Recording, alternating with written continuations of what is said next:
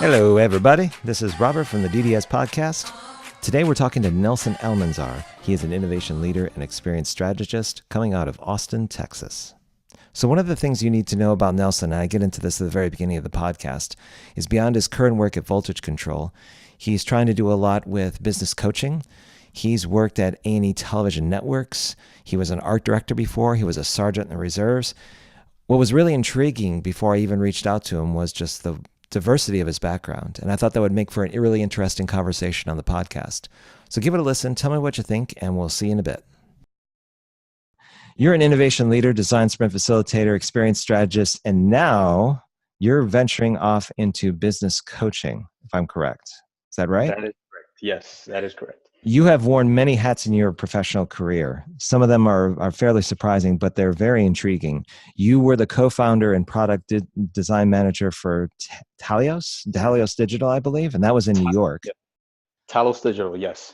You were a senior digital designer for A&E Television Networks for almost 3 years, where you worked in the digital design department and built custom sites for TV shows and branded products. You were an art director for at least 3 years, design interfaces for desktops and DVDs, and worked with teams of designers. And you were also a sergeant in the Marine Corps for over 6 years, also out in New York. You graduated from the Parsons School of Design in Fine Arts. You've also done some education and product management. There's a lot to talk about here, but I think business coaching is where we should start, especially since this is what you're going to be going forward with and kind of emphasizing. Tell me why you're going into this space and what's really intriguing to you about it. Well, with coaching in general, it's a growing field, and I'm sure more and more people are getting exposed to the industry as maybe not doing it, but as aware that it exists as a viable solution for personal growth or professional growth. And over this summer, after I decided to move on after Talos Digital, I had some exploration to do, and I turned to coaching. And it was very helpful in answering a lot of questions that I had and figuring out what things were blocking me from progressing. And in addition to that, I was surrounded by a lot of friends, people who were coaching. I was just being aware of wow, I was seeing the patterns in how what energy people who were doing coaching had, and look at the optimism, the way they affect others around them, and how solution oriented these people are. And that is very much like what I had been doing with design sprints and facilitating teams at different businesses on how to create prototypes and getting people to work together. And in my career as a designer, it was always about that. It was always about what is this client trying to achieve. And it's usually it was a mental energy. And I noticed if I can harness the principles of coaching that gets a person to move forward, to think about the solution, I can be a better facilitator. I can be a better designer. I can be a better product manager, because I am working with their energy and getting them to see the optimism, because I'm working from the heart. I'm working from their soul, really. And then I know that could come across as a little fluffy for some folks, but at the end of the day, yeah, it's what really drives us. It's what motivates us. It's what makes a sale happen, when a person feels comfortable with whoever they're purchasing from, and they trust them and they feel great about that. They're going to let's work together. Let's do business together. So that's what allured me to coaching. And initially I went in with the intention of just learning the principles. But as I got into it, as I got to learning what it means, the impact that you can have when you're working one-on-one with the professional, the executive, or that person who just got a promotion and they're struggling with not knowing what to do next, or they're overwhelmed. When you're working with a person, you're impacting so much more than meets the eye. You're impacting their livelihood, how they feel about themselves every single day, every single moment. And that to me was such a draw. It was such a huge payoff. The fact that I can make somebody's life just a little bit better. I want to work with people one-on-one or with teams and really help them bridge the gap from where they are to where they really want to be. If they want to make an improvement or fix something that's a struggle in their life, that's what draws me to it. So who do you find to do business coaching with? I take an approach of, let me continue to do the things that I enjoy. I'm still in the product design space. I have a lot of friends and colleagues that are doing it. Over the years, I've built an amazing network of friends and professionals, and I've always taken an interest in what they're doing. And when I show up with that level of interest and curiosity, it always bounces back to me and say, yeah, what are you up to? And when I mention that I'm a coach and that there's ways to get to where they want to go more efficiently, the curiosity peaks and they end up hiring me. So do you work with them on an individual basis every week? Does it depend on the schedule of the person you're talking to? What's usually the engagement process for you and your clients? It's flexible in the sense that it's how fast or how frequent the client wants to engage in. Typically, I'll start off with like a 3-month program. It includes multiple sessions, perhaps 10 sessions in 3 months. And we'll set some goals, a number of goals, depending on how big they are, or we'll set a certain amount of goals and begin progress. And we'll see. And typically after a client is feeling the progress, it doesn't take the whole 3 months to even see the effects of it. Even just after one, you start to just feel different. And it's all about feeling, right? If you're feeling a certain way, you're going to act a certain way. You're going to behave a certain way. And then things around you will start to seem different, or they'll start to, even people around you will respond differently when you show up in your best version of yourself, in your best energy. So with coaching, it's a matter of creating an action plan that is totally self-driven, self-designed, right? Clients, it's asking the right questions, asking the better question so that you know if you're creating the right thing. So when you're helping a client ask the right questions for themselves on what they want to change in their life, the buy-in is cemented in there because it was their question, that their choice to select a goal, and the action plan is all coming from them.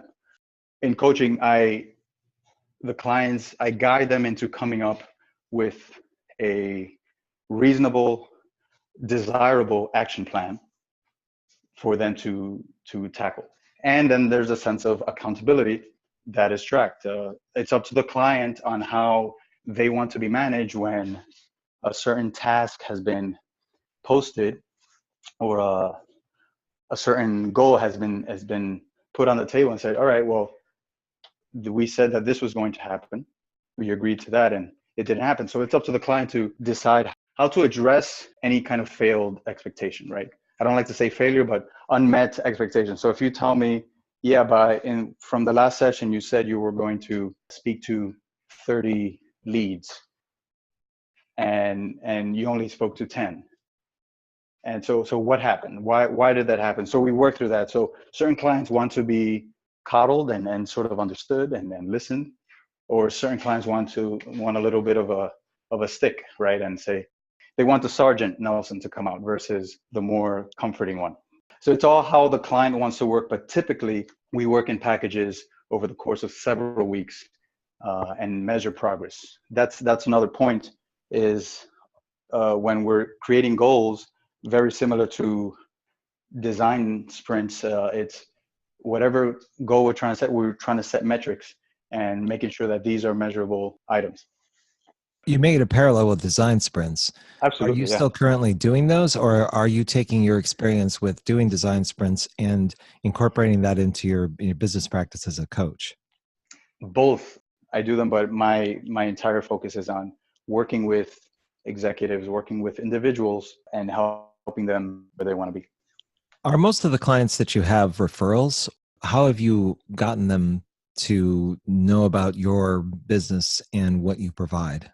Yeah, so some of them have been referrals, but most of them have come through just my being there. Last a couple weeks ago, I met someone at an event, and we just got to conversation, and it's all about listening. And that's how I usually approach with any kind of engagements, not just for a professional, but in a friendship or even romantic. It's like, well, tell me about you, and be genuinely curious.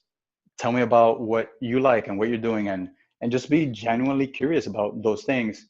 And then all of a sudden there's a sense of trust that's built, or a sense of attraction that's built, just because you took the time and were interested in that person. They're going to reciprocate that, hopefully, and more likely than not reciprocate and be, oh, you're into coaching. And everyone has something that they want to work on, right? Like, we all want to be healthier or have a better relationship with your kids, or at home or in business. You want to go for that promotion. And then those are all internal things we want to, whatever's holding us back from getting there, it's all within us. It's rarely an outside thing. Sometimes outside factors are of it, but when the person starts looking inside and start from there, like, oh, this is what I have to change within myself and do so that I can achieve these things. So there's a lot of professional coaches out there that can offer these types of services and engage with people on multiple levels in terms of what they need. Yes. How do you differentiate yourself from the crowd? What strengths do you draw upon that make your offerings unique to your audience? I love this question, Robert, and my answer to that is because I live it. I've been living it, and I had not known this. I didn't know this before, because if anyone who knows me and who's known me for years, I'm fun to be around. Like, I'm interested in people around me, and not just to toot my horn. Like, it's what I think makes me who I am. When I was doing design work and especially even design sprints and product management, the thing that pulled me the most to that was seeing the enthusiasm or the excitement when a client was like, yes, look, you made our business 25% more profitable this quarter. Or look, we launched in time, and look at all these things that we created. Just seeing that effect, that helping someone achieve a goal, is so fulfilling. And that's what fulfilled me with all that work in the past. And it's what drives me today. And I had been doing this already to a certain degree with friends, with even coworkers and colleagues, and sometimes clients, but not putting a framework around it, not putting a label on it. I didn't know, and this just totally naturally emerged itself. It revealed itself to me.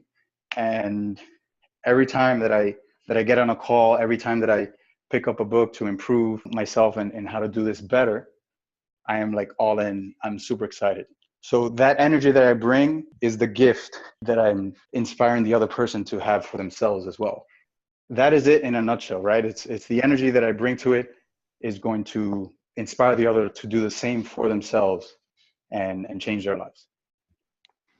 One of the things I see practitioners in design sprints, especially solopreneurs and like small groups and coaches to a certain extent, is they struggle with pricing and being able to understand what their value is to the market and how much they can charge for their services. For your situation as a business coach, have you ever found pricing to be problematic, or did you know straight away what you wanted to offer your clientele in terms of how much you were going to charge? Yes, the older me would have had trouble with that. I had struggles with that as a independent designer. The value that coaching provides, the value of making a significant change in your life, is far more than the cost of it. When I started on my journey to work on myself, I realized, wow, this is an investment of my time, of my money, and yeah, I can spend those resources in other ways, but what does that get me? And then when I looked at things, that type of training or spending my time getting coached, I'm like, I thought to myself, well, if I don't do it, what's the alternative? If I don't do it now, 6 months are going to go by, and I'm probably going to be in the same space because I already tried things in the past. So let me try this new approach. What are the possibilities? When I focused on the possibilities, what if I can get a fraction of the things that I'm dreaming of? How awesome is that? Like, absolutely, that is worth it to me. So, and that's what I share with clients is, if you can dream big and achieve, what does that path feel like? And if you get to a certain point, what is that worth it to you? Is it worth spending another year thinking the same way, doing the same things, and a year goes by and you look up and it's like, oh, damn, I'm still in the same spot. Versus, yeah, a year goes by and so many things have happened and so much progress has been made. Absolutely. It's so worth it. Do you think pricing is contingent upon the context of the problems you're aiming to address for a particular client and the client itself? They are related. If I'm paying for something that's relatively of higher quality, and it's costing me more, like, I'm going to perceive it that way and I'm going to take it more seriously. The approach to something that's more expensive, you're going to take care of it, right? If you buy that table, right, like that beautiful kitchen table or dining table, you got it from the designer brand. Everybody that shows up, you're gonna, hey, look at my table, and you're gonna praise it, you're gonna celebrate it. Anybody that puts that cup on there without the coaster, like, whoa, let's make sure you get that coaster in there. You're taking care of it. So this is an investment in your career, your future. If you undervalue it, you're going to treat it like that way. You're going to approach it that way. Whenever the challenges, the outside challenges come at you, it's going to be more likely that they will influence you versus you really caring about it. If you're paying more, and I know this sounds funny, but the more you pay for it, the more you're going to care about it. So obviously you find a balance of what's reasonable. If we're talking the same time in 2020, and you look back on the year that was 2019, what would be a great year and what would be an absolutely fantastic year for you? Oh, I love this. This is great. Thank you. My coaching business will have grown to having a certain number of clients where it's balanced for my lifestyle. I also believe in carrying a lifestyle that's balanced. I love to travel. I love spending time with in the outdoors. So it allows me to live my true self. It's creating a business that allows me to go back and recharge and be a better coach and be a better professional and a servant to my clients. So right, that's where the balance is. And I value that so much because I know its importance and what the effects that it can have going forward, the effects that it can have in me showing up for my clients. 2020 is going to be about having even more balance than what I have today. I'd like to know from your perspective, since you've been working on it for a bit in your camp, where you see design sprints going, and are there particular areas that this process needs to improve? I get the feeling that it's going to continue to morph and change based on what people need design sprints for. Mm-hmm. But since you have a particular approach to design sprints and how you've done them, that's why I'd like to get your opinion or your take on it. I would turn to the level of awareness and shift in culture that's happening in the business world, where we are starting to be more conscious and evaluate, well, what is it that we're creating and why does this business exist? When companies start to look at those things, the bigger picture and the more complete picture, they will start to realize, well, we need to reprioritize or rethink this. And design sprints will have the space for it will grow. People will start to make room for it or start to look for some type of solution that's different than what's been done again and again in the past, or even asking about what's driving this really at the end of the day. Like, many times businesses get caught up in numbers and profits, right? But when things like the quality of service, the quality of your product, the experience that customers are getting has diminished, and it's susceptible to competitors coming in and taking away your share of the market, people will start to realize, wow, we need to start creating more more love. Like our fans, our customers need to become fans. They need to love us. We want customers to want to spend 3 times as much as what we're selling this thing for, right? That's how much they love us. So when people start to think that way, I think what design sprints offer is just that. It's really questioning, why does this thing exist? And it's very inclusive of a bigger picture. When you start to think about bigger pictures outside of the product world, that mindset will trickle down to that level of like, okay, now let's build our thing.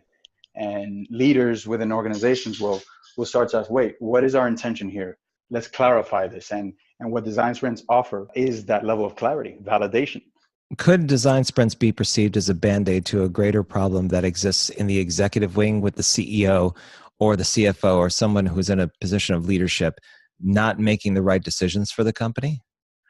If it's looked at as a band-aid, it's going to behave that way. It's because the design sprint right now, it's looked at for product management or solving product issues, right? And validating ideas. When an organization is at its core is not considering the whole picture, eventually whatever weaknesses an organization has or any kind of misalignment, the design sprint is not the solution for that. That is more of like a cultural reflection. It's having that bigger picture mindset.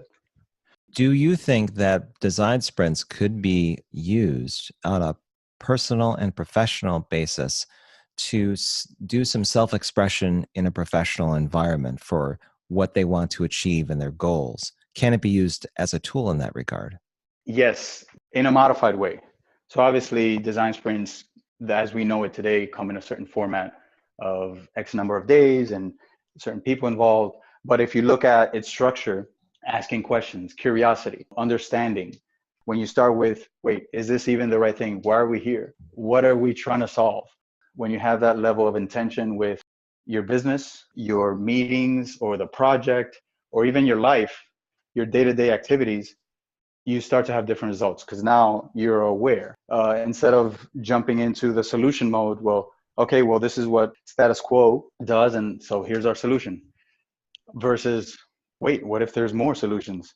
And design sprints allow for multiple viable solutions to participate and to compete for the winning idea. So when you approach other areas, let's say it's a meeting or an event, you start to like have that level of awareness and intention, you can gain new perspectives. And therefore, when you have those new perspectives, you can choose, you have the power to choose which one of those you want to take. It's to showcase your thinking in a professional standpoint, whether you apply the effort impact scale to your to-do list, or if you're thinking about the overall process as a way of setting the stage for something gigantic, like a huge endeavor that you're having, and it involves either friends or family or potentially coworkers. If it's on that scale where it isn't necessarily within the leadership arena of trying to figure out a new product or opportunity, I think that, like you're saying, a modified process could elicit some interesting results that could give you some personal and professional insight. It's that idea that the process can be retrofitted for what you need. Correct. And then trusting that process, not allowing your fears or some sort of blocker to bypass a certain step or go too fast. Sometimes you just got to like allow it to be, and then trust that it's going to deliver the best outcome. So Nelson, if somebody wants to try to find you online, where should they go? You know what? They can find me on LinkedIn, Nelson Almanzar, on Twitter or Instagram under the handle Nelson NYC, NELSON NYC. Nelson, I really appreciate you coming on the show, and hope you have a great weekend. Thank you, Robert. I appreciate the opportunity, and I appreciate the wonderful introduction at the beginning of this podcast. Very, very grateful for that. You're more than welcome. Thanks again for listening to the Dallas Design Sprints podcast. If you have a question or comment about what you heard on today's show, email me direct at robert@dallasdesignsprints.com. You can also find me on Facebook, Instagram, LinkedIn, and Pinterest. Just do a Google search for Robert Scrobe or ask a friend and see if they know. Thanks for listening. Talk to you next time.